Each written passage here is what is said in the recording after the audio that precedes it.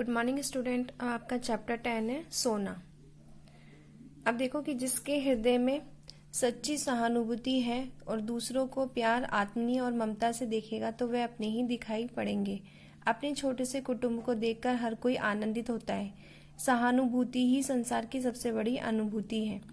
इसकी भावात्मकता को व्यक्त करने हेतु मनीषी हिटमैन ने कहा है कि मुझे किसी पीड़ित मनुष्य से ये पूछने की आवश्यकता नहीं पड़ती कि वह अपने में क्या अनुभव कर रहा है या उसे कैसा लग रहा है, वरन मैं स्वयं उसी की भांति पीड़ित हो उठता हूँ और उसकी वेदना को अपने अंदर अनुभव करने लगता हूँ।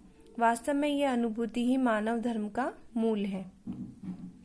सोना की आज अचानक स्मृति हो आने का कारण है मेरे परिचित स्वर्गीय डॉक्टर धीरेन्द्र नाथ वसु की पुत्री सुस्मिता ने लिखा है कि गत वर्ष अपने पड़ोसी से मुझे एक हिरन मिला था।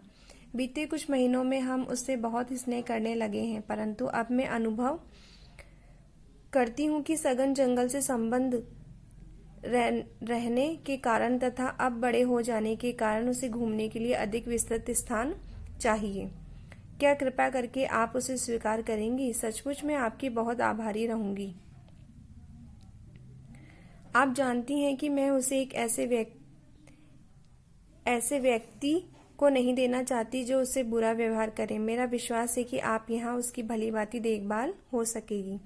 कई वर्ष पूर्व मैंने निश्चय किया था कि अब हिरन नहीं पालूंगी, परंतु आज उस नियम को भंग किए बिना इस कोमल प्राण जीव की रक्षा संभव नहीं है। सोना इसी प्रकार अचानक आई थी। वह अब तक अपनी शिशावस्था भी पार कर सकी थी। छोटा सा मुंह और बड़ी बड़ी पानीदार आंखें, देखती तो लगता था कि अभी झलक पड़ेगी। लंबे कान, पतली सुडौल टांगे, जिन्हें देखते ही उनमें प्रस्तुत गति की बिजली की लहर देखने वालों की आंखों में खोंद जाती थी। सब उसके सरल शिशु रूप से बहुत प्रभावित हुए। बेचारी सोना मनुष्य की निष्ठुर मनोरंजन प्रियता के कारण अपने अरण्य मीन्स होता है जंगल, परिवेश और स्वजाति से दूर मानव समाज में आ पड़ी थी। प्रशांत वनस्थली में जब मृग समूह शिकारियों की आहट से चौंक कर भागा, तब सोना की माँ अपनी संतान को अपने शरीर की ओट में सुरक्षित रखने के प्रयास में प्राण गंवा दिए।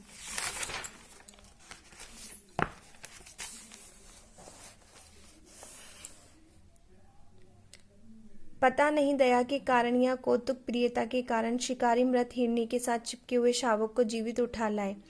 उन्होंने किसी के परिवार के सदस्य, गृहिणी और बच्चों ने उसे पानी दूध पिलाकर 2-4 दिन जीवित रखा। सुष्मिता वस्तु के समान ही किसी बालिका को मेरा स्मरण हो आया और वह अपने अनाथ शावक को मुमुष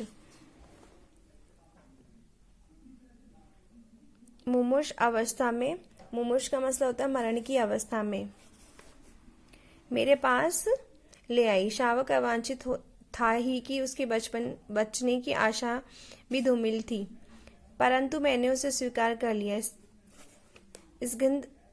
इस गंध सुनहरे रंग के कारण जब उसे सोना कहने लगे, दूध पिलाने की शीशी, ग्लूकोज, बकरी का दूध आदि सब कुछ एकत्र करके उसे पालने का कठिन अनुष्ठान प्रारंभ हुआ। उसका मुख इतना छोटा था कि उसे शीशी का निप्पल समाता ही नहीं था।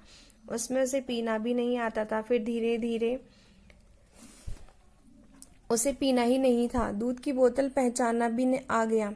आंगन में कूदते फांदते हुए भी भक्तिन को बोतल साफ करते देखकर वह दौड़ी आई और अपनी तरह चकित आंखों से उसे देखने लगी और मानो वह कोई सजीव चित्र हो। उसने रात में मेरे पलंग के पाए से सटकर बैठना सीख लिया था। वह वहां गंदा न करने की आदत कुछ दिनों तक अभ्यास से पड़ सकी। अंधेरा होते ही वह मेरे पलंग के पास आ बैठती और फिर सवेरा होने पर बाहर निकलती। उसका दिन भर का कार्यकलाप भी एक प्रकार से निश्चित था।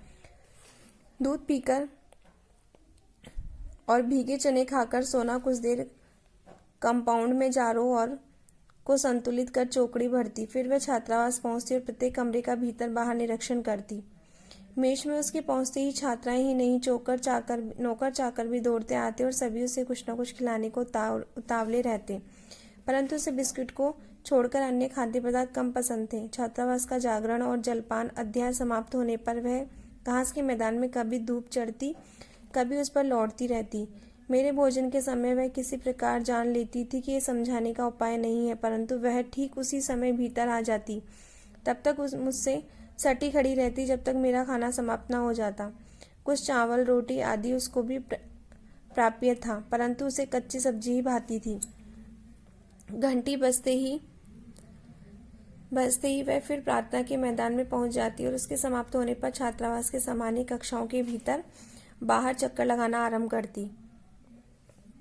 मेरे प्रति स्नेह प्रदर्शन के कई प्रकार थे। बाहर खड़े होने पर वह सामने या पीछे से छलांग लगाती और मेरे सिर के ऊपर से दूसरी ओर निकल जाती। प्राय देखने वालों को भय होता था कि उसके पैरों से मेरे सिर पर चोट न लग जाए, परंतु वह मेरे को इस प्रकार से सिकोड़ने रहती कि मेरे सिर को इतनी ऊंचाई से लांघती थी कि चोट लगने की कोई संभावना ही नहीं रहती थी।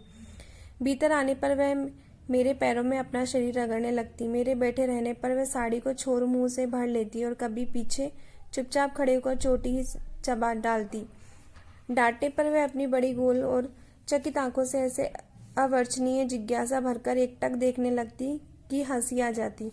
पशु मनुष्य के निश्चल स्नेह से परिचित रहते हैं, उसकी ऊंची नीची सामाजिक स्थितियों से नहीं। ये सत्य मुझे सोना से अनायास प्राप्त हो गया। कुत्ता स्वामी और सेवक का अंतर जानता है और स्वामी के स्नेह या क्रोध के प्रत्येक मुद्रा से परिचित रहता है। स्नेह से बोलने पर वह गदगद होकर निकट आ जाता है, परंतु क्रोध करते ही सभीत और दयनीय बनकर दुबक जाता है। पर हिरन ये अंतर नहीं जानता, तो उसका पालने वाले से डरना कठिन है। यदि उस पर क्रोध किया जाए तो वह अपनी चकित आंखों से और अधिक विस्मय भरकर पालने वाली की दृष्टि मिलाकर खड़ा रहेगा, मानो पूछता कि क्या ये उचित है। वह केवल स्नेह पहचानता है जिसकी स्वीकृति जताने के लिए उसकी विशेष चेष्टाएं हैं। वर्ष भर का समय बीत जाने पर सोना हरिण शावक से हरिणी में परिवर्तित होने लगी।